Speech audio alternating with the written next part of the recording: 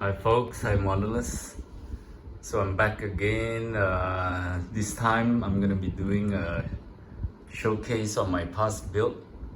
And this time the subjects, I think, obviously from what you can see, would be tanks.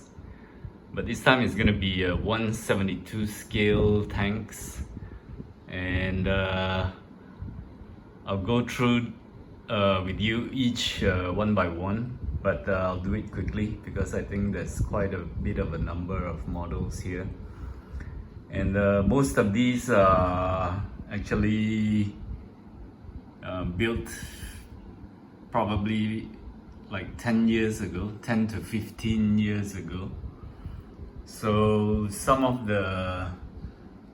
probably some of my skill levels at the time was not so good. So there are some few models which are done quite recently, but most of it was done like 10-15 years ago. And I'm gonna show you also the instruction manuals, and I'll do my typical way of introducing each tank, showing you which maker, roughly from what year. So I'll start off with this American Signal tank, M1917. So this is a World War I tank, and this is from RPM. And in fact, I think this is the French FT Reno tank. So I think I've done this very long time ago, and in fact, probably this was the only RPM brand kit that I have done. I didn't quite like it. It wasn't so easy to build. So this is how it looks like. It's really small. You can see my hand.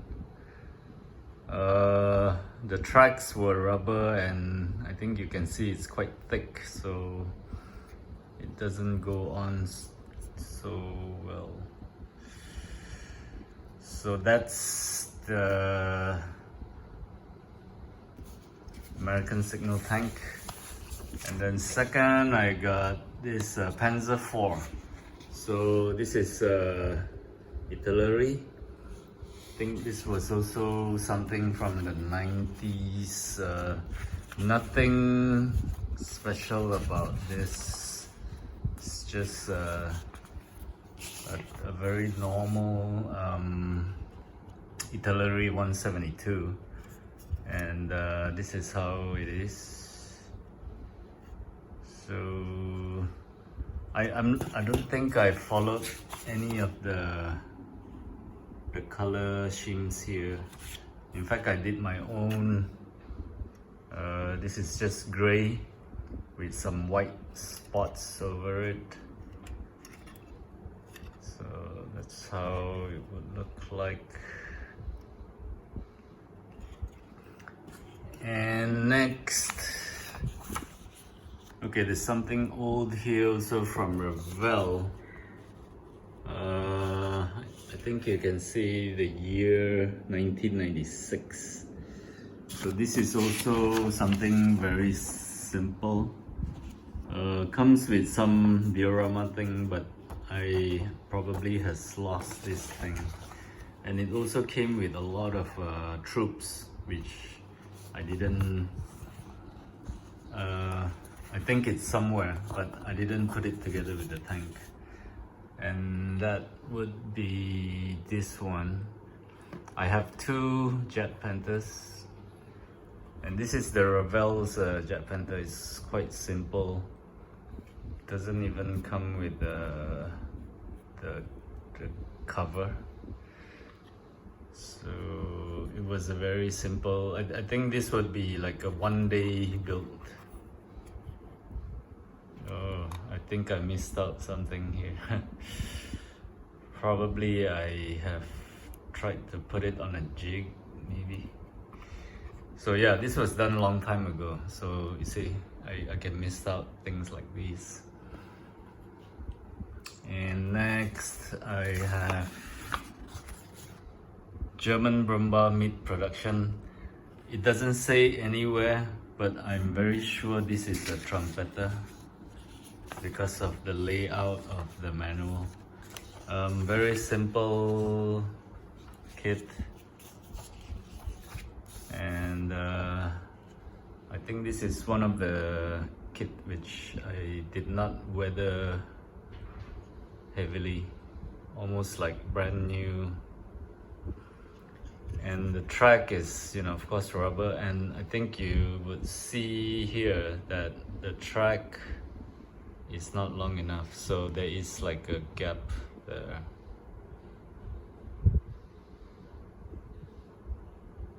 And there is a figure, but this figure is not from this kit, so something simple there. And moving on to this, okay, this is a bit interesting. In fact, this Dragon's armor series, these are all mainly from year, I think it's from somewhere around 2005. I like this series. It's quite simple and quite a bit of parts, and the color guides. And for this mouse, it also comes with this. This is a prototype turret. So there is a prototype turret given extra. I think this was to simulate the weight when they built the tank without the barrel. So this is, and this figure, yes, it comes with the tank. It has really wide tracks. It's rubber. So this was quite a fun build, and I think you can see that the mouse is a really big tank compared to the others. So in real life, I think there's like 2 of the mouse built just before the war ended. And next I have E100 heavy tank, and this is also armor series by Dragon, and I think this, 2004. Same stuff like the mouse, quite a bit of parts. I think there was some photo etch, if I'm not mistaken, and the color guides are nice, all in color, and comes with 2 figures. And the E100 would be this, and I think you can see that it's a very big tank. Comparing to the Jagdpanther, and if I put it next to the Brummbar, it's almost double the size. So, but I think E100 is a paper Panzer. They never actually built this, or maybe they did, but it never actually went to war. Probably they found some pieces of the tank somewhere, and the tracks are really thick. So I do have this model also in 1/35 scale, and it's very huge. So when I do my showcase on 1/35 scale, I'll show you this E100. So it's almost as big as the mouse. Okay, so next, this is a T-34 Russian, and this is also from the armor. This is Armor Pro, and yep, it's the same layout, 2005. Has green color and also the winter color. So I've done the winter color here. Show you under the light. So I think, yeah, for white color, it's really easy to do weathering because everything just shows, you know, just comes to life when you weather it. So I've done a lot of heavily rusted it, so that's easy to see the weathering. So that's T34, and then another one from Dragon. Okay, this is a Jagdpanther late version, and this kit is a bit different from the previous. There's something special about this kit, and if you look at this manual, it looks like this. It's actually a photo instead of a drawing. And what's so special about this kit, I know you can't really tell, but this is really, it's really heavy. And why? The entire body here is a die-cast metal, so it is actually very heavy. I'm not sure why they did this with the die-cast, and even the bottom piece is also a die-cast. So you can see, I think there's a screw hole. I think they were actually making the ready-built ones, and they marketed it as a completed model, you know, totally painted. So maybe they decided to just make it into a models so that people can actually enjoy building it. So it's a die-cast piece, which is nice. And you know, just to add a little bit more info, I think Tamiya's 148 scale tanks, the entire body is also a die-cast, so it's really heavy. And okay, this is one of my favorite tanks, Sturmtiger. It's a 38cm assault mortar, also Dragon, year 2003. And this would be the same as the Jagdpanther, having a photo kind of assembly guide.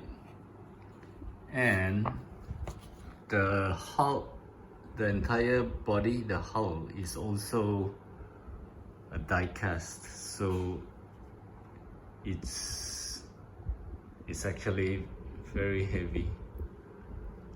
So this is the, but I think you can see that the rubber tracks are not long enough. There is a slight gap over here, but it's a nice model. I liked it.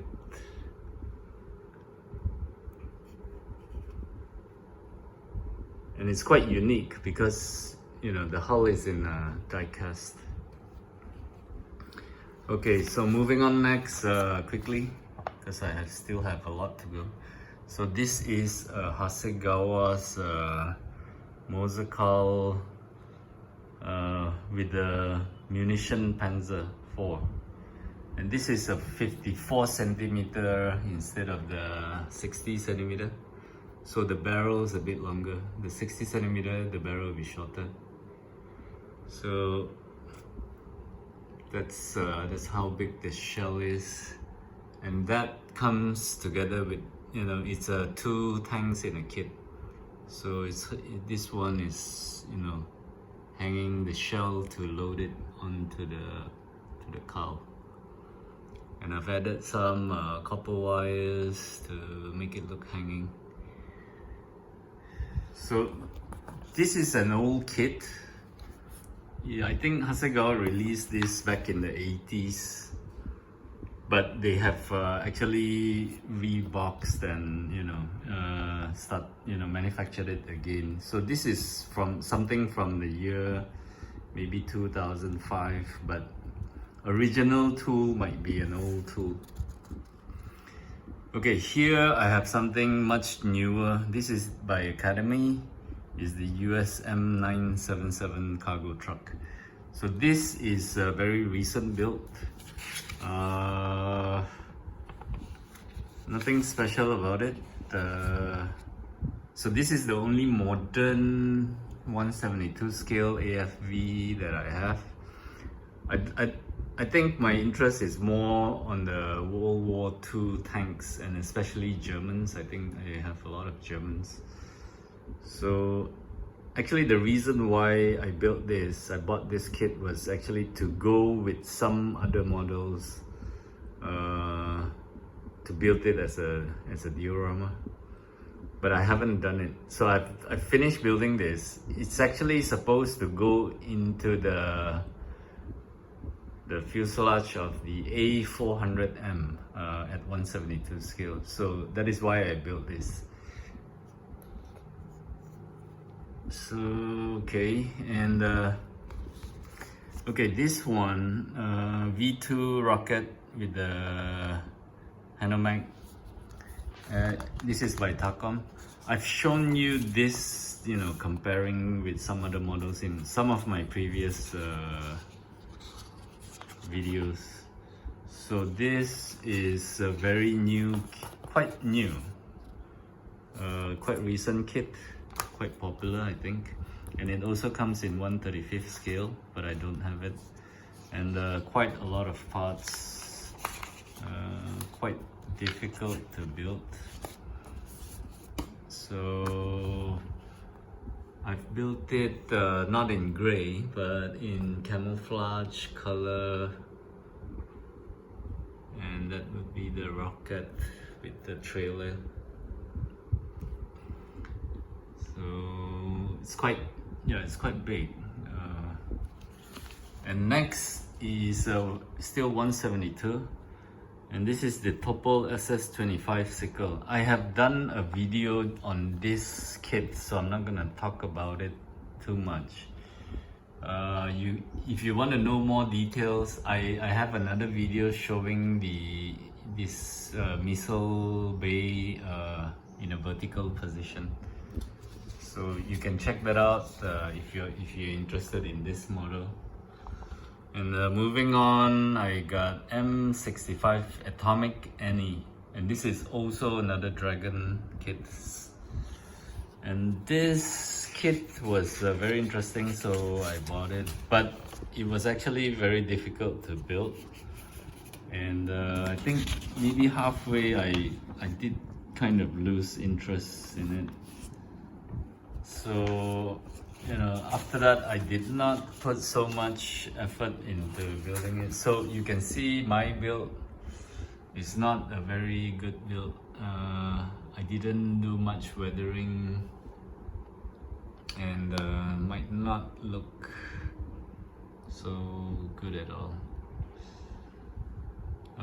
It was quite difficult, a lot of parts, and that would be the front maybe. So that's Atomic Annie. Then moving on to this German Kriegslokomotive BR52. This is a Hobby Boss. Very interesting, a lot of parts, and I like this. In fact, I like both the colors, but I chose the black and red instead of the camo. So here it is. It's a train, a locomotive. I have a figure there, but the wheels doesn't fit quite well to the tracks, so you know, it keeps tipping over. And okay, I'll move on to my next one, which is German railway gun Leopold. I think this is the K5 Leopold, and this is also Hasegawa, and this is very old. This kit is very old. It's an 80s kit. I got it from some shops. I think it was like a consigned item from somebody who didn't want it. So yeah, this is not reboxed or anything. It is really from the 80s, and I built this like 15 years ago, maybe year 2000, I don't know, 2005. It was an interesting build. I like this railway gun, and this is a very popular subject. You can find it from Dragon, Trumpeter in 1/35 scale, and also 1/72 from maybe Hobby Boss, released quite recently. So that's how it looks like. You can see the Hobby Boss tracks looks different from the Hasegawas. If you like to have a standard, you know, the tracks, you can get the Hobby Boss version, and maybe you can in fact like you know, like combine it to make it longer so that you can make the train pulling the railway gun. And this thing moves, but it sometimes doesn't stay up there. Okay, it does. And this kit came with a lot of these figures. I think it came with so many that I couldn't put everything on this kit. So I have actually put some on the Dora. And also when I did my review on the Snell boat, the S100, the German gunship, I have figures over there. So that came actually from this kit itself. So okay, so moving on to the last piece, which is this thing here. It's a huge German 80 centimeter railway gun, nickname I think Dora. And this is a Hobby Boss. I think for those who know this model, it is a very popular kit. I think a lot of people has built this. This came out maybe about 15 years ago. Typical Hobby Boss kit, but it's seriously huge. And I built it, I think, you know, when I bought it 15 years ago. So that's how big it is, including the tracks, the double tracks given. And this kit, it has about 900 parts, but it was very straightforward built, and it's, you know, it's not like an aircraft carrier. It's just one color, so you can actually just build the entire kit and then, you know, paint it when you're done. So it took me quite, you know, it was quite fast built for me, maybe a few months just to build this. And I've added the figures. There's one guy here turning the valves. There is one person here, and then there are some people here talking, one pointing at something, and then there's some more figures here. So all these figures are from the K5, and there are more figures here. So this thing has been collecting a lot of dust. I have tried to clean it up a lot. And this is the 80 centimeter shell. You can see that this shell is like so big compared to the Leopold, which is 28 centimeter. So this is 80 centimeter. Atomic Annie is 28 centimeter, same as the Leopold.